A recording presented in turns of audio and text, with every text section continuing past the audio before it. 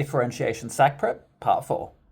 Okay, so we have a net with various dimensions, and Part A is asking us to find the surface area. If the image looks weird, it's because I had to manually stretch out the center so it makes more sense.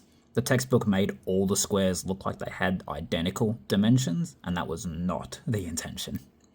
So we just need to find the area of each box and add them all up. The squares are just x by x, so a total of 2x squared. The rectangles are a bit trickier. We have the 1 meter for the full left-hand side, but to find the length of just the rectangle portion, we have to subtract 2 x's from it.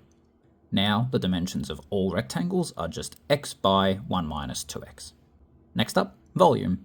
That's just length by width by height. You need a bit of imagination to imagine the net folded up into a box, but in any case, the height and width will just be x based off of the corners of the net, and the length will be 1 minus 2x as calculated earlier. Next up, sketch the graph. This is tech active, so feel free to use your CAS. However, it'll actually be quicker to just do it by hand as long as you know what you're looking for.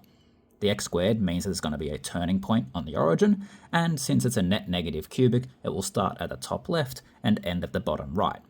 It will also cut through x equals a half as per the linear factor. Lastly, find the dimensions that will maximize volume. Well, the turning point is the maximum volume, so let's find it by setting the derivative equal to 0. Now that we have the x value that maximizes the volume, we just need to update our dimensions.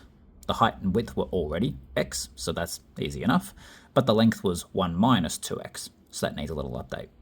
If you found this guide helpful but want more support, I'm actually offering free consultations where we come up with a game plan to improve your studies.